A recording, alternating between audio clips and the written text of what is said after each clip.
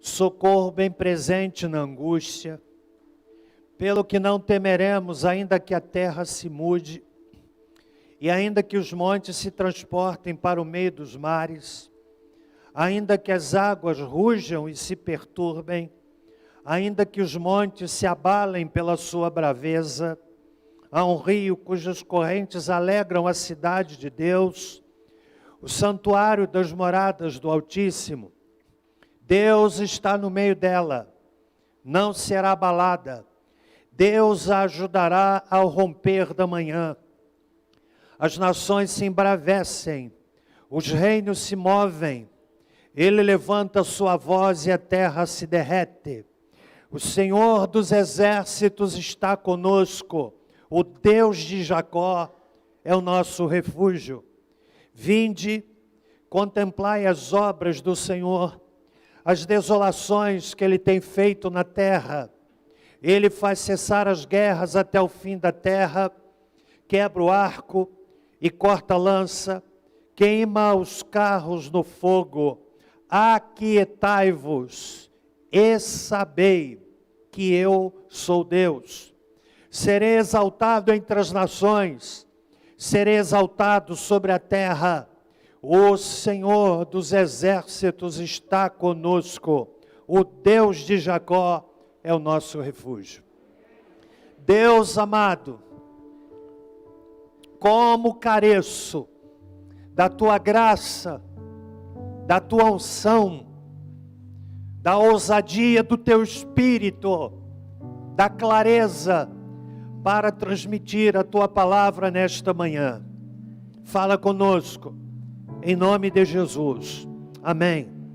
Destaco, versículo 10. Aquietai-vos e sabei que eu sou Deus. Você sabe quem é Deus? Você sabe quem é Deus? Este salmo é um extraordinário salmo da Bíblia.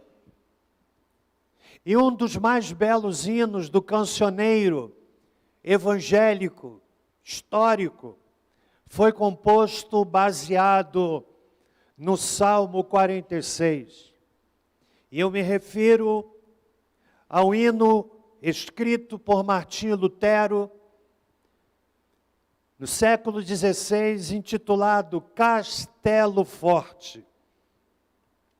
Na verdade, este salmo, que inspirou Martinho Lutero a compor aquele hino, é conhecido também como Salmo de Lutero, baseado no Salmo 46. É uma canção, diz o texto na sua introdução, no seu título, segundo Alamote, cuja tradução não é muito precisa. Alguns sugerem que a tradução dessa expressão que dá título ao salmo significa virgens, e supõe-se que a música era feita para vozes sopranos. Eu não sei onde é que estão os sopranos aqui. É um salmo de consolação.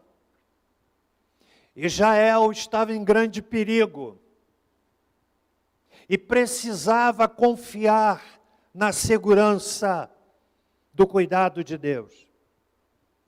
Não há, meus irmãos e minhas irmãs, nada para determinar absolutamente de que perigo específico o salmista estava tratando. Mas os estudiosos, de modo geral, concordam que este salmo está inserido em um tempo quando Senaqueribe oprimia, ameaçava o povo de Deus.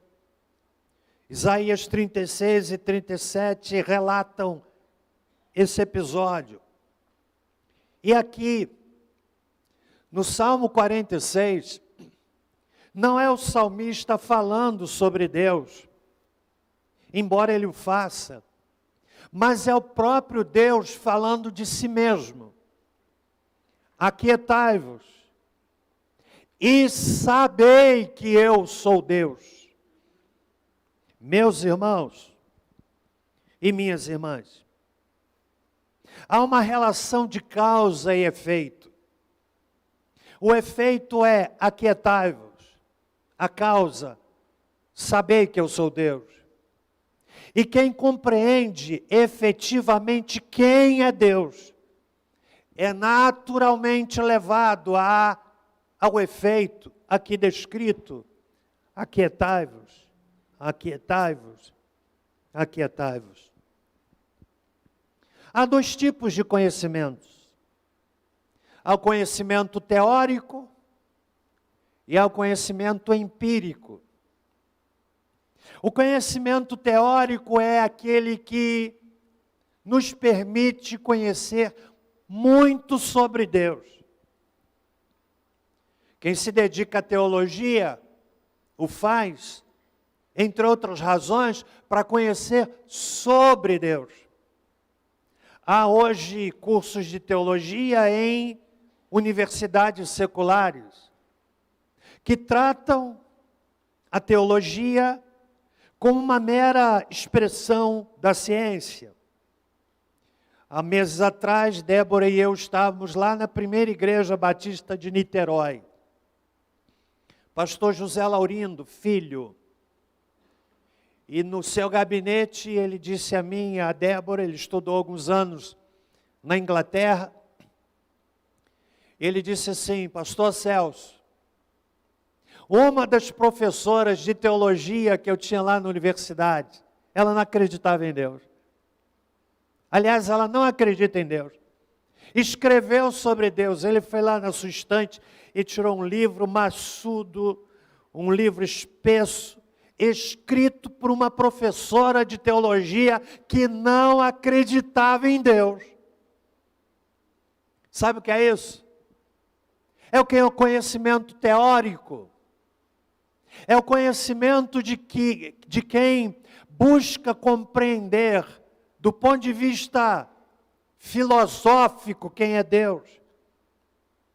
Mas há o conhecimento empírico, palavra difícil, que significa o conhecimento que vem da experiência. Uma coisa é o conhecimento teórico, outra coisa é o conhecimento empírico ou experimental. Há pessoas nas igrejas que têm um conhecimento teórico de Deus, e às vezes até um conhecimento ralo.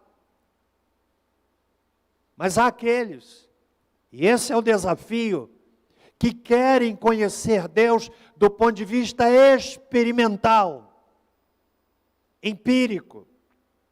Essa foi a realidade, por exemplo, de Jó. Jó, ao longo da sua vida, possuía um conhecimento teórico de Deus. Ele era devotado, mais crente do que muitos de nós aqui. Mas ele mesmo dá o seu depoimento de que o conhecimento que ele tinha de Deus era um conhecimento teórico, até que, tangido, impulsionado, oprimido por tribulações, ele passou a ter um conhecimento experimental de Deus. Ele diz isso no capítulo 42, versículo 5 do livro de Jó. Diz assim: eu te conhecia só de ouvir, mas agora os meus olhos te veem.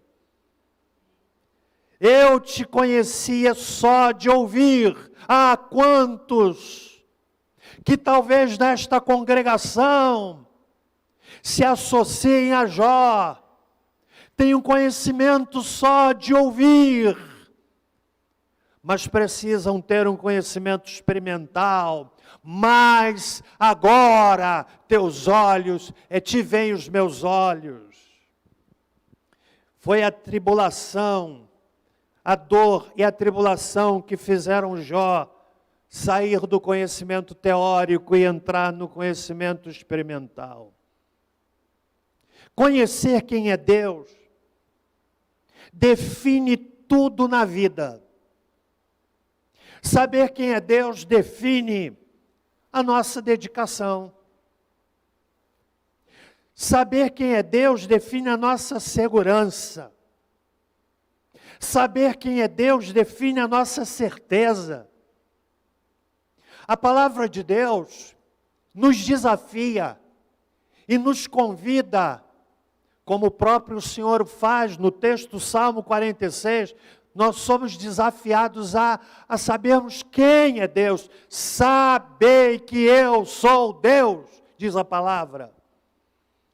Lá no Salmo 100, versículo 3, o salmista também diz: sabei que o Senhor é Deus. Foi Ele, não nós, que nos fez. Somos povo seu, ovelhas do seu pasto. Sabei que o Senhor é Deus. Portanto, a pergunta é pertinente. Você sabe quem é Deus? Eu não estou me referindo ao tempo de igreja. Eu não estou me referindo à religiosidade. Você me ouviu falar aqui da professora que não acreditava em Deus, dava aula de teologia.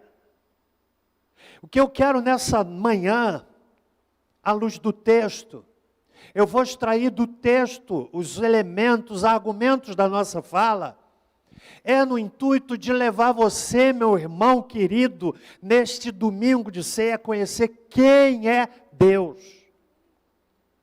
Em primeiro lugar, você sabe quem é Deus? Deus é o nosso refúgio. Está aí no verso 1. Deus é o nosso refúgio.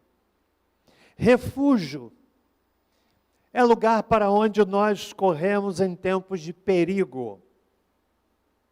No tempo da doença, da fraqueza do corpo, da decepção, da desilusão, da traição. Nós podemos nos refugiar em Deus. Diz o texto, nosso refúgio. Socorro bem presente na angústia, diz o texto. Quero nessa manhã que você compreenda que Deus é a nossa segurança. Nós podemos recorrer a Ele, nós podemos falar com Ele, nós podemos derramar as nossas dores diante dEle, por meio da oração, porque Ele é o nosso refúgio. E o texto diz, sabei que eu sou Deus. Que Deus é esse? O nosso refúgio. Só Deus é também a nossa fortaleza. Está no verso 1. Fortaleza serve para segurança. Lá na entrada da Baía de Guanabara, há um forte, uma fortaleza, Fortaleza de Santa Cruz. Tive o privilégio de visitá-la pelo menos 2 vezes. Que construção! Quem entra naquela fortaleza, construída com pedras vindas da Europa, está à beira-mar, em um penhasco. As águas batem com violência na sua base. E aquela fortaleza que deve ter mais ou menos uns 300 anos, está lá, impávida, segura.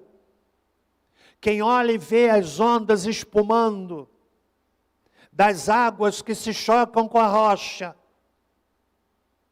que poderiam assustar em qualquer outra situação, mas não naquela, porque ali está uma fortaleza. O sentimento que se tem, entre outros, de quem entra naquela fortaleza é o sentimento de segurança. O salmista está dizendo, sabei que eu sou Deus, refúgio, fortaleza. Lá no Salmo 22, versículo 23, diz assim, Deus é a minha fortaleza. Deus é a minha fortaleza, é a minha força. Ele perfeitamente, aliás, segundo Samuel 22, 23. Deus é a minha fortaleza e a minha força, e Ele perfeitamente desembaraça o meu cântico, o meu caminho. É um cântico de Davi, diante das ameaças dos seus inimigos. E Davi diz, Deus é a minha fortaleza. Você sabe quem é Deus? Deus é o nosso socorro presente na angústia. Está aí no versículo de número 1.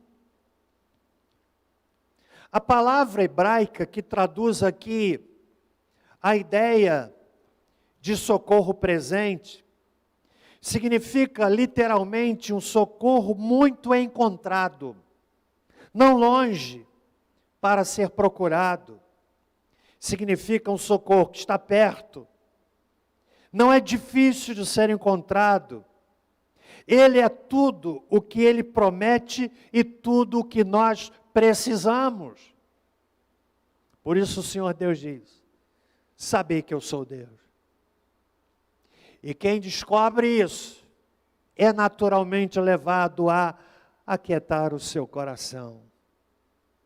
Esta mesma ideia de proximidade é apresentada pelo apóstolo Paulo quando prega no Areópago. Eu leio Atos capítulo de número 17, quando Paulo prega diante dos filósofos de Atenas.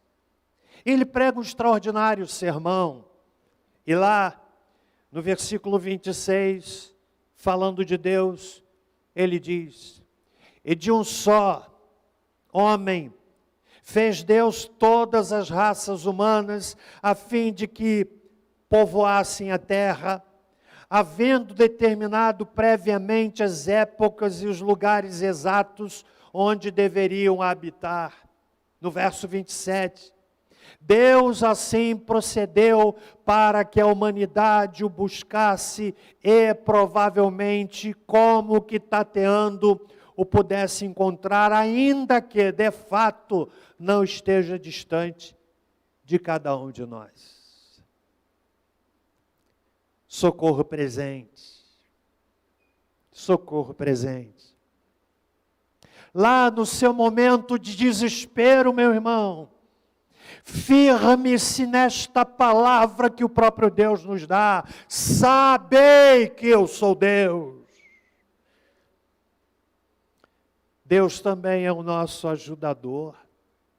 No versículo 5. Deus ajudará ao romper da manhã. Só Deus é poderoso, absolutamente poderoso.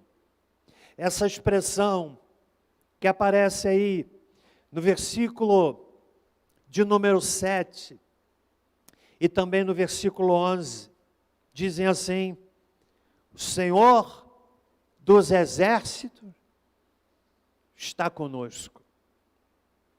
Sabe o que isso significa? A maior representação de poder humano era o poder bélico de um exército. Era o poder das armas.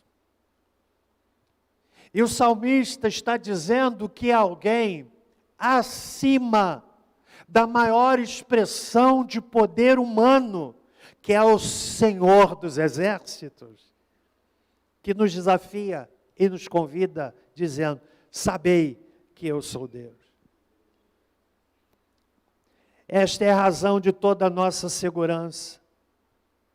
O Senhor governa os anjos, as estrelas, os elementos e todas as hostes do céu.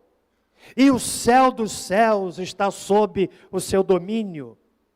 Este generalíssimo das forças da terra e o Senhor alto almirante dos mares está do nosso lado. Nosso augusto aliado. Ai dos que lutam contra ele, pois voarão como a fumaça diante do vento quando Ele ordenar que os espalhem. O Senhor dos exércitos está conosco. O Deus de Jacó é o nosso refúgio. Uma das mais belas canções da pena humana foi o oratório Messias, de George Frederick Handel. Handel escreveu a música O Messias, a música Aleluia, do oratório Messias, durante um período frenético de inspiração. Atentem, em um intervalo impressionante durante 3 ou 4 semanas, entre agosto e setembro de 1741. Ele estava, na verdade, extasiado. Disse que ele escrevia de manhã até à noite. Ele chegou a um momento de êxtase, quando compôs o Aleluia, do oratório Messias de Handel, 1741.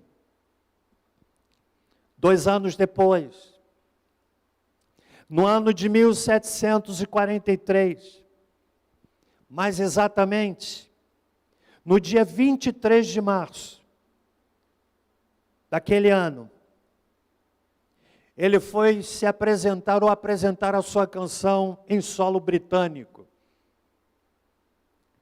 no Royal Opera House, em Londres. Ali estava uma cena extraordinária, um belo espetáculo que aguardava. Era a primeira apresentação em solo inglês. Ali estava o monarca, o rei Jorge II, homens com seus uniformes reluzentes, trajes de gala. E seria a primeira apresentação em Londres do Aleluia de Handel. Que cena! Em certo momento da peça, o coro e os 6 solistas posicionaram-se para, acompanhados pela orquestra,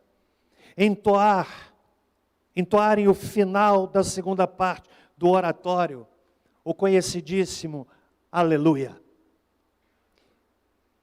E neste momento, o monarca se colocou de pé, em sinal de admiração pela sublimidade da peça, sendo imediatamente imitado por toda a assistência.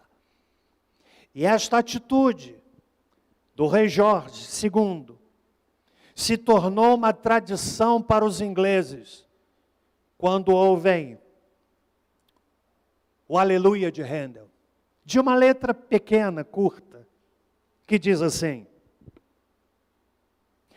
o reino deste mundo já passou a ser do nosso Senhor, e de seu Cristo, e Ele reinará para sempre,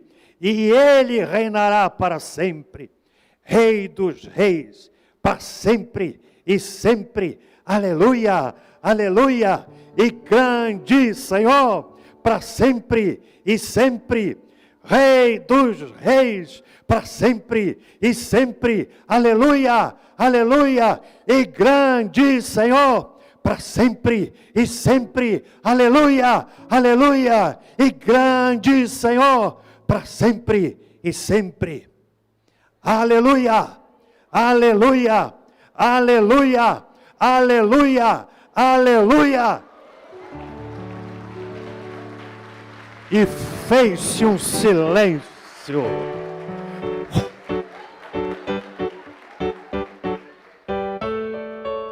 Fez-se o silêncio para o encerramento apoteótico, Aleluia!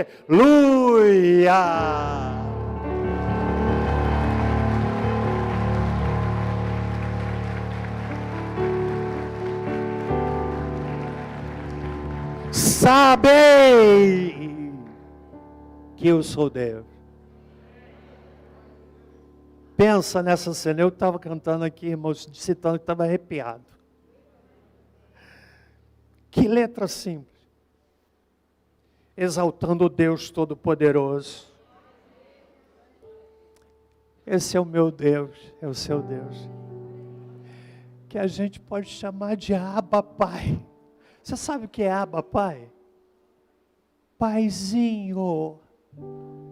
Ou como se diz lá na terra da minha querida nora, painho. Paizinho.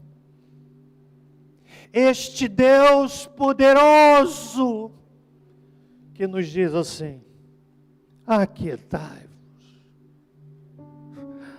aquietai-vos. Você está aflito, perplexo, confuso, sacudido por tantos problemas e lutas, jogado de um lado para o outro. Aquietai-vos, aquietai-vos. Mas qual a razão para isto? Sabei que eu sou